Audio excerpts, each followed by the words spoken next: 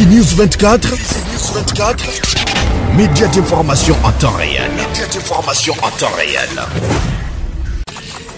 Fizi News 24. Chombo cha habari kwa muda sahihi. Média d'information en temps réel.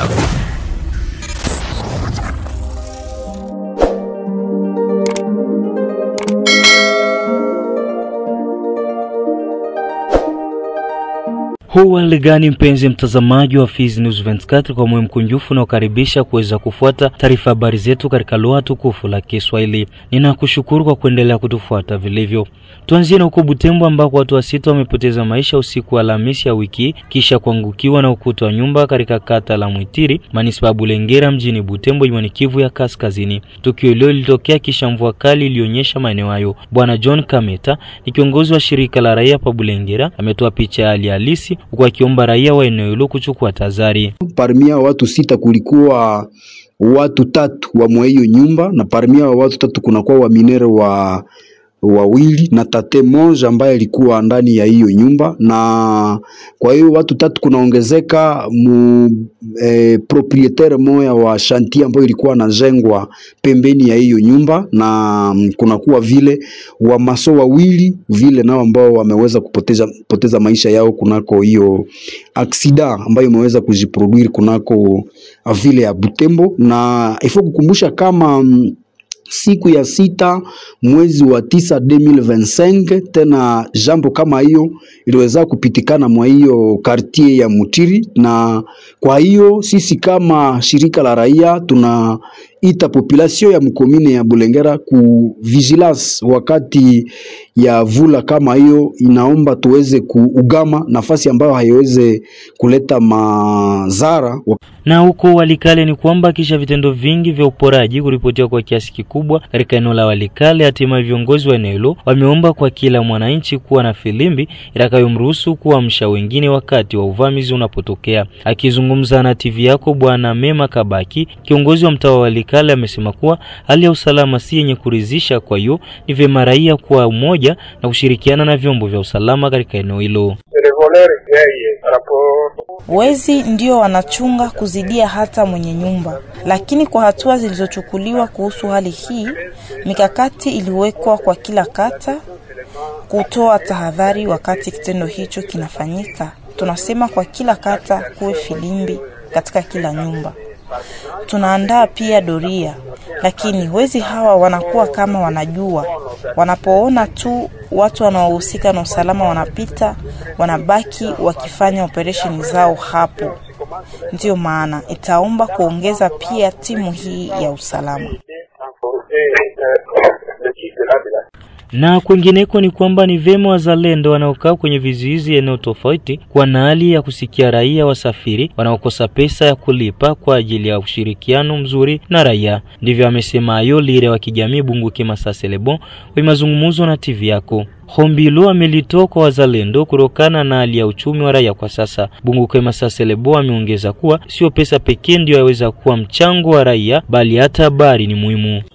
Sisi kama walidere wa territoire yetu ya Fizi na raia yetu ya Fizi vile yetu ya Baraka, tunaomba ya kwamba wale wote wataachiwa madaraka ya kubaki munjia ya kuchunga inchi, bariere za kuchunga inchi, sehemu tofauti kwenye watawacha mu maposte tofauti. Tunawaomba raia anaweza akakuja kuna matatizo yake, anasafiri, akifika kwenye kambi wanachunga bariere, akilia na ana kitu wamsikie, wamfanyie favor. Anaweza kuwa na 500 atatoa, anaweza kuwa na 1000 atatoa ya contribution ya effort de guerre na kusaidia wenye bako wanachunga nini inchi kupitia kamba. Na kuko mwenye hawezi mulomba, anaweza kuwa na 10,000 20,000 ana contribue. Basi tutaomba watoto wetu ambao wanasimama kwenye kamba zile za kukontrole usalama, adui asipenye na kuingia sehemu kwenye hajafika, waangalie gisi ya kufanya wepesi na raia yetu, kwa sababu sio wote wenye kujiweza. Itanitoa hapa na Uvira, hapa muvile tu Baraka,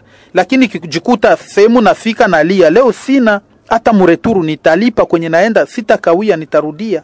Baelewe raia inaomba kukamatiwa en charge na kukua protege munjia zote, muhali ya finance, muhali ya securite na muhali ya uaminifu, uhakika, ukweli, kwa sababu haiko kila mtu mwenye anaeneza kondisio kila siku, na ile tunaomba waitekeleze, wajue namna gani wataongea. Collaboration na raia itatupatia uaminifu na itatupatia resistance. Kuko raia mwenye anaweza pita kukamba ana pesa, lakini anacha analeta information ya mzuri kwenye tunatokea. Tuliona watu ambao tuamini wako wanakuja na muangalie gisi mtawakontrole, na kweli unakutanisha raia na tuokoa kufuatana na gisi tunakolabore vizuri kwa pamoja. Kwengineko ni huko Baraka ni kwamba shirika la nyumbani CGOP limeomba kwa serikali ya jimbo la Kivu Kusini kutoa ufafanuzi kuhusu pesa 1000 faranga za Kongo ambazo imewataka wazazi kulipa kwa ajili ya kuboresha elimu katika jimbo la kielimu la Kivu Kusini ya 2 na 3. Akiwa kwenye maiki ya TV yako Bwana Orfeka Mengele, kiongozi mkuu wa shirika hilo, amesema kuwa wamemwandikia gavana wa jimbo la Kivu Kusini kibarua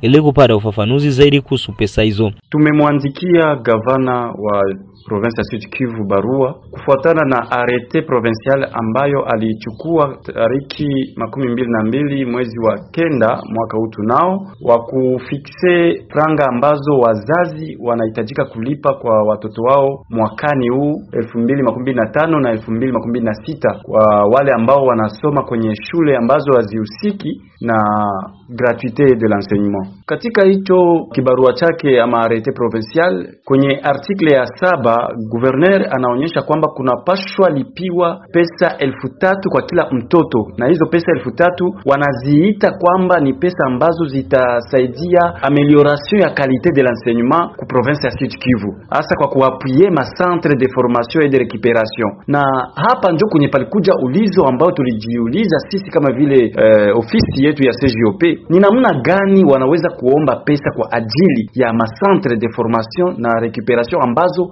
haziexiste, haziko katika hizi province educationnelle Sud Kivu 2 na Sud Kivu 3. Hatujawahi kusikia hata siku moja ama fasi moja ambapo gouvernement provincial ya Sud Kivu iko na ma centre de récupération, ma centre de formation ambazo zinahitajika kukuwa appuyer ili pakuwe amélioration ya condition ya enseignement ku niveau ya province ya Sud Kivu. Na ndio maana tukasema kwamba inabidi gouverneur atueclaircir, atufafanulie vizuri, atuonyeshe waziwazi ni wapi ambapo hizo pesa 3000 francs kwa kila mwanafunzi zitaenda wapi, zitafanya kazi gani, na hizo pesa je, anatarajia ni wakati gani ambapo ataanza miradi ya kujenga hiyo ma centre de formation et de récupération, ili zile pesa ambazo wazazi watazilipa ziende kufanya kazi iliyo nzuri. Na ndio maana ilitubidi sisi tuambie raia wote, tuambie wakuu viongozi wa ma province educationnelle Sud Kivu 2 na Sud Kivu 3, tuambie wa prefet wa maekole, tuambie wa president wa comité de parents, tuambie hata ministre wa enseignement kusema kwamba wazazi hawatalipa hizo pesa, hiyo 3000 francs congolais, mpaka pale ambapo gouverneur atatuambia wazi kinaga ubaga hizo pesa zitakuwa na mafaa gani. Mwishowe ameongeza kuwa ni vema wazazi kulipa pesa hizo kwani hazina umuhimu mkubwa wakati huu ambako hakuna sehemu nyingi za kupata elimu ya ziada. Ni miaka mingi wanazilipisha, lakini hatuoni lolote ambalo linaloendelea, hatuoni kitu ambacho kinaonekana kama vile ma centre de formation et de récupération. Ndio maana mwaka huu hatutaachilia kabisa wazazi waendelee kulipa pesa ambazo hawajui zinaenda wapi, zinafanya kazi gani. Na wakati huu ambao tunakuwa nao ni wakati mgumu kabisa, mgumu sana, ambapo wazazi wanakuwa na shida ya kupata pesa. Wenyewe pesa za kulipa mwezi zinakuwa kama vile kero. Sasa hii 1000 ambayo haieleweki itafanya kazi gani, itafanya nini, hawastahili kuilipa. Ndio maana tumetoa wito kwa wazazi wasilipe 3000 francs congolais ambayo inaitwa ya frais de gouvernement, kwa sababu haina mwelekeo mzuri. Mpaka pale ambapo gavana atatuelewesha zitafanya kazi gani ambayo itatuconvaincre, ndio tutaambia tena wazazi mnaweza lipa hizo pesa kwa kuwa ni ina manufaa kwa watoto wetu. Lakini mpaka sasa hizo pesa hazijawa na mwangaza kabisa, kunakuwa mkono mweusi nyuma ya hiyo 3,000 ambayo inahitajika inalombewa, ambazo hapa karibuni tu wataanza kulomba watoto wazilipe. Hiyo ndio message yangu ambayo nilikuwa nayo kufuatana na barua ambayo tumemwandikia gavana ya tariki 31 mwezi huu wa 10, ya kumsi gavana atu explique mzuri, atuonyeshe maorientation, modalite ambapo hizo pesa zitapitia kwa ajili ya kutumika kazi iliyo bora. Na vile vile hawajaonyesha account gani ama banki gani, sijui microkredi gani ambapo zile pesa zitalala ndani mwake ama zitakuwa zinabaki, ili zisionekane kwamba zinapitia mikono tu ya watu kisha baadaye zinapotea kiolela. Inabidi ile yote gavana atufafanulie vizuri, atuonyeshe pesa zitaenda wapi, wazazi wasiendelee kulipalipa pesa ambazo hazitakuwa na mafaa kwa watoto. Kwa wa governor tunaweza kuwaambia kwamba watusaidie sana kuboresha utawala katika jimbo ya Sud Kivu. Mprovince ya Sud Kivu mnakuwa desordre ya mkubwa, na hiyo inaenda kufanya raia waendelee kuonekana kunyanyasika, kukuwa exploite bila kupata kile ambacho wanachokihitaji. Tumalizie na taarifa zingine hizi ambazo zinasema kituo kisikaracho na matunzo ya ugonjwa wa kisukari mjini Baraka tarafani Fizi kimetoa ofa kwa raia kuanzia tariki 10 hadi 20 mwezi huu. Kipimo cha ugonjwa huo kitakuwa kwa bure kwenye kituo hicho. Kwa mazungumzo nasi mkuu kiongozi wa Center Diabetic Kimona Bwana Hussein Clovis Mwenebato alialika raia wote kujipimisha kwa bure ugonjwa wa kisukari ambao unashamiri kwa kiasi kikubwa.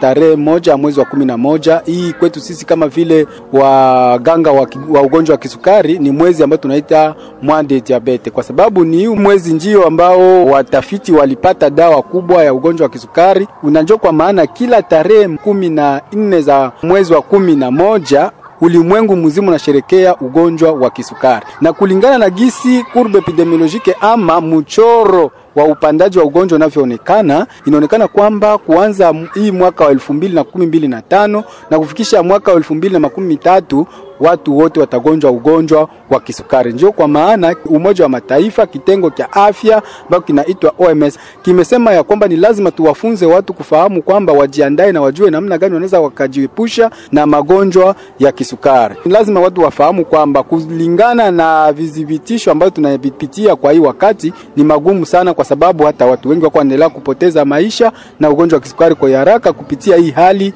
ya hewa ya nchi ambayo tunaipitia kwa sasa, kwa sababu hakuja kuwa mtu hata mmoja ambaye ashatulia kulingana na gizi tunavyoteseka. Sisi kama vile Centre tunaandaa watu kupimwa kisukari kwa bure. Kuanza tariki 10 za mwezi wa 11 tutaanza kuwapima watu kisukari kwa bure. Maji tarehe 12 za mwezi wa 11 tunalika watu wote kuja kwa jipimisho. Najua lakini ku centre zingine kuna wale wanalomba 10,000, lakini kwa hii wakati ya mwezi wa diabete, kwa hii seremoni ya diabete tunakwenda kupima watu diabete kwa bure. Tunalika watu waje kwa wingi ili wajipimishe, wafahamu afya yao, na hasa zaidi kwa wale ambao ni wachuruzi wa ndagaa, wale ambao wanakuwa na makazi ya kukaa nafasi moja peke yake, na wale ambao wa miaka imekwisha kuendelea waje wachunguze afya zao, kwa sababu afya ni bora na kujali afya ni mali ambayo inashiji nyumba 10 ambazo unaweza kuwa uko nazo. Ni lazima tuijali afya yetu ili tuendelee kuwa na matumaini bora ya kuishi bila matatizo. Mwisho, Hussein Mwenebato Clovis ameomba kwa raia wote kushirikiana nao kwenye sherehe ya ugonjwa wa kisukari inayosherekea ifikapo tariki 14 mwezi huu mjini Baraka. Sisi kama vile Centre Diabetic Imona jijini Baraka na tarafa la Fizi ambayo tunapatikana hapa kwenye kulikuwa Centre Medical Matunda Bora, tunajiandaa kupima hata watu 1000 kwa siku, muda wa siku 12. Ndio kwa maana tunahitaji watu waje, ukuje bila kula chakula, ufike ku centre unafunzwa uelewe ugonjwa ni nini, ili wakati utakapokutana na mgonjwa wala wakati tuliyako utafika upata magonjwa ya kisukari usiwe na papara ama usiwe na uoga. Na tunaalika watu wote kusema kwamba ugonjwa wa kisukari uponi, na hatusikimbilie zaidi dawa za asili wala za majani, kwa sababu ni hizo zinaendelea kuumiza watu, ila tunaalika wote waje kwa wingi ili wapimwe, wafahamu gisi afya yao inakwenda kuendelea. Jijini Baraka ama tarafa la Fizi hapa Baraka, sisi kama vile Centre Diabetic Imona tunaandaa hiyo le 14 tutafanya marche, tutafanya defile, tutazunguka wagonjwa wote wa kisukari wale ambao watakuwa tayari. Tutazunguka kuanza kukilalo ya Mwemezi, tunapita Mjeteme, tunaenda fika Kumeri kwa ajili ya kufisimua watu, kuonesha kama ugonjwa wa kisukari si uchawi ambao watu wanafikiri. tunafikiria ni ugonjwa kama mengine, na tunapaswa tuisherekee ili watu wale ambao wanafichama wajue kwamba si tatizo kubwa na nzito ambalo linaweza watatiza wao kuendelea kufichama na kutokupenda kujionyesha kwamba ni wagonjwa.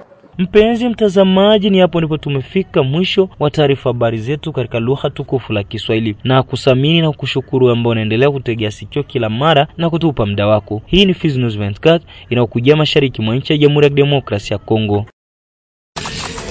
Fizi News 24, média d'information en temps réel. Fizi News 24, chombo cha habari kwa muda sahihi. Média d'information en temps réel.